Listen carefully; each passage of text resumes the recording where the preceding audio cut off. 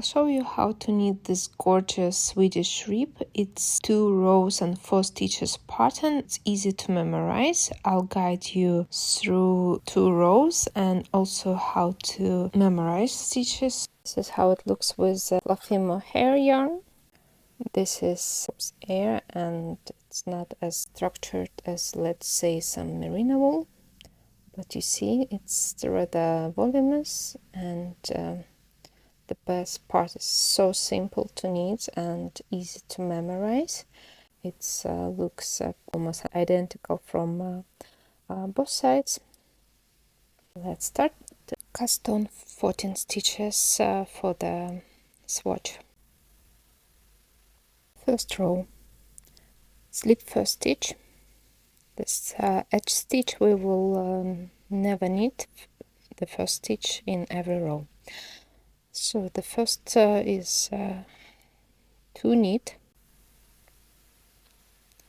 then 2 purl,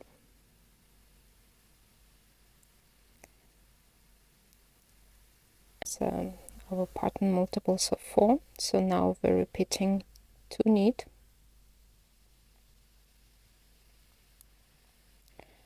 and 2 purl,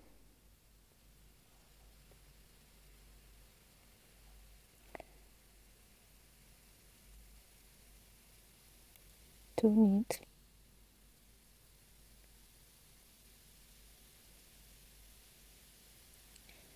two purl. The last stitch we will purl as well. That's our edge stitch. It's not participating in the pattern, just create a nice edge. Second row, the first edge stitch slip. Now we're changing the pattern, and the first stitch we will purl. That's how the second rows will be starting every time, and then we need 2.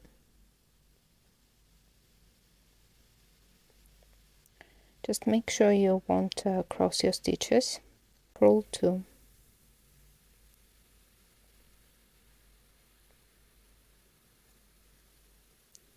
Knit 2.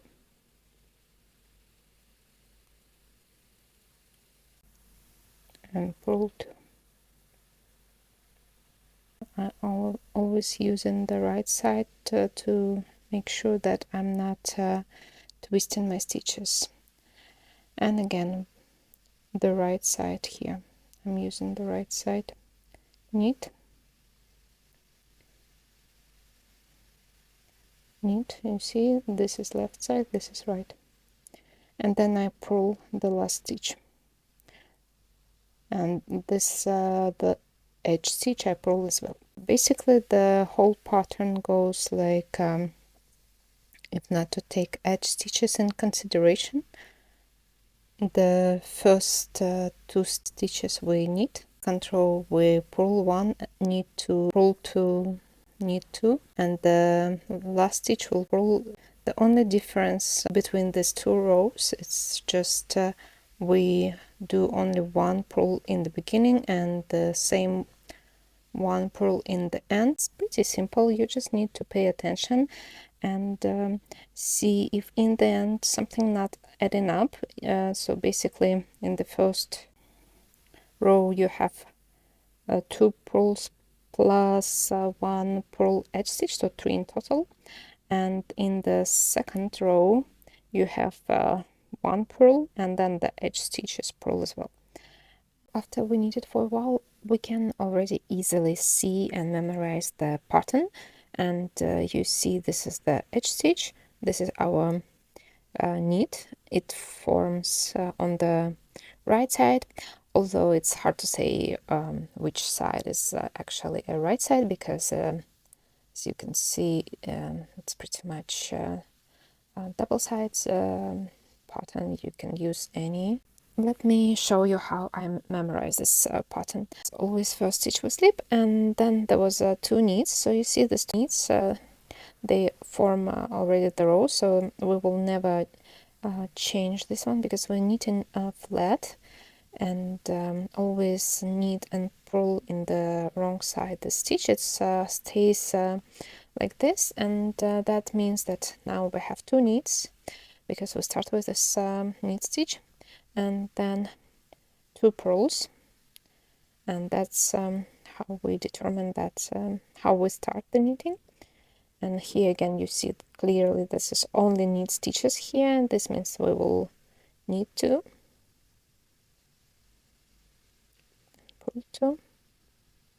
So this rows of the knit stitch helps a lot to memorize the next step. And then once we pull 2.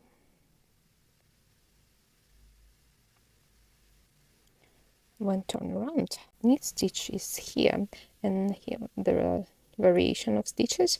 This indicates that it's time to purl first. And then we go again with 2, knit 2 purl. Pretty simple. I think it's helps a lot to me to memorize this pattern, and I hope it will help you to avoid confusion with this pattern as well. So it's a simple 2-row stitch, and I hope you give it a try, because it's quite easy to achieve. Happy knitting, guys! See you in my next one.